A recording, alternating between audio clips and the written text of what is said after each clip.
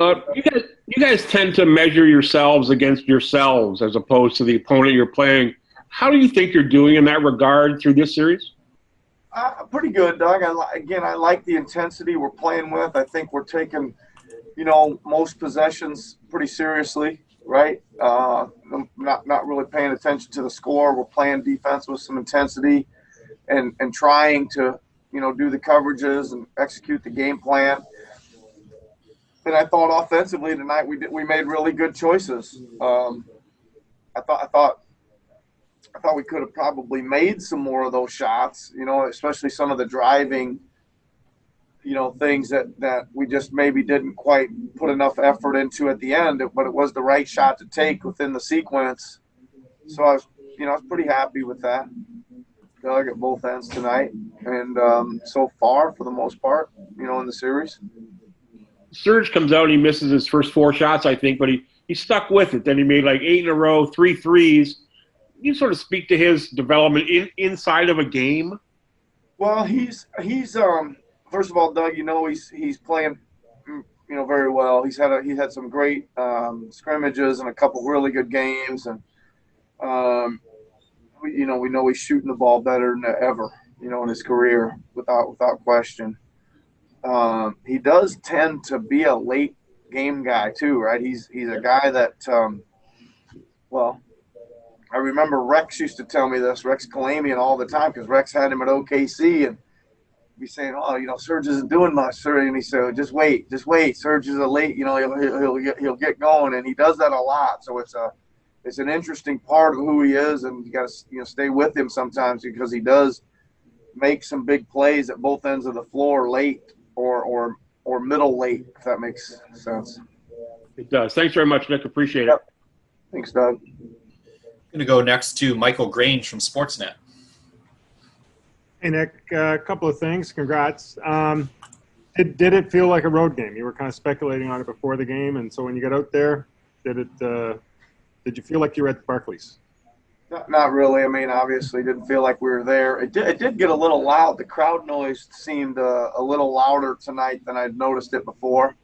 So it seemed like the volume was up on that, or else one of the speakers was right by our bench or something, because there was a couple times when I remember commenting to Nate, I said, man, the crowd noise is like super loud tonight. And he said, what? Anyway, it seemed a little bit louder than normal, Michael. Yeah, and, Pascal and Serge, they both were quite active in the paint tonight. Obviously, Serge shot well from 3 as well. But how big is it? How encouraging a sign is that when either those two guys or just in general, you guys are getting a lot of activity around the rim, either on cuts or transition or whatever it might be? Well, again, I think they're both making good reads, Michael. That's really all we're concerned of. If there's cuts to be made to the rim, if there's double teams, then you got to make those cuts. That they can find them, catch them, complete the passes and make it a safe possession, and then finish. So, I mean, I think they've both done well, but I still think there's some, trying to room for even improvement there. I think they both kind of let a couple get away from them too. Pascal has made a couple really good moves, and some of them have rolled off. And he can go a stretch where he makes all those sometimes. So, a little bit of room for improvement, but they're doing a pretty good job of reading the situation right now. Appreciate it. Thank you, Nick. Yep. Next, we have Eric Koreen from The Athletic. Hey, Nick, congrats on the win. With younger players, it can sometimes be tempting to focus as much on the mistakes as the good things they do. With Terrence stepping into that 8th-man role today, what stands out more to you? I didn't notice too many mistakes today, Eric. I mean, I haven't watched the film yet. I'm sure I'll find a couple, but but I thought he played okay. I thought he played good. I'm to be honest with you, I don't really know what I'm doing with that 8th spot right now. I'm thinking I'm kind of doing it by committee. I was this close to using Chris Boucher as the 8th guy today, just because I think they all deserve a chance, and maybe I could kind of find a wild card or an X factor each night by having it be somebody different. We used Matt the other night, and he provided some good energy, made a shot. TD tonight, he made a couple shots, played well. You know, Rondé's been in that spot, but he was out with an injury tonight. So I don't. I'm just. I don't know. I guess to answer your question, I thought he played positively. Just in general, I mean, up 3-0, obviously a great place to be. Is there anything that jumps out as we need to do this better still? I mean, yeah. I mean, I think I'll start with, you know, you always kind of evaluate how everybody's playing individually. I mean, you know, there's still some guys that are playing maybe a little bit below where we think they can play. So getting those guys going to a super high level. And then just, again, the continuation of execution of the game plan. And there's a lot of stuff happening in these playoff games, a lot of adjustments, and you're trying to do a lot of things on the fly. You're switching matchups, you're switching coverages, and just how well we can continue to kind of lock in on being able to do that at a fast pace in a game. Thank you. Yep. All right, say hello next to John Schumann from NBA.com. Hey, Coach. Hello. Jacques said that he wanted his team shooting 53s today. So they accomplished that, I guess, but they also had a season low for shots at the rim, which I imagine they didn't want to have. What can you say about your rim protection today and in general in this series, and how much of a focus is that against this team that has generally been pretty good at getting to the basket? Yeah, I mean, I'm not surprised. We actually thought we had talked about them shooting 55 threes today. I think it's pretty smart by them to kind of go in there and do that. They've got some, you know, smaller lineup. They got some guys that can shoot it, let it fly. But, you know, I think you always got to pick your priorities of what you do defensively, and we always try to, you know, keep the ball out of the paint. And if you do that, that means it doesn't get to the rim very often. So our guys were active today. I mean, I'm impressed with how our guys, they locked in and played extremely hard at the defensive end. They were trying to execute the schemes each time down. And when it got kicked out, even though there was 50 plus that flew up there, we were trying our best to contest them hard, which is what we like to do. Anything specific on just not letting Allen get any clean rolls? Yeah, specifically? I mean, we adjusted some coverages there. We kind of changed a lot to not let him get the ball. Appreciate it. Yep. Next, we go to Steve Simmons from the Toronto Sun.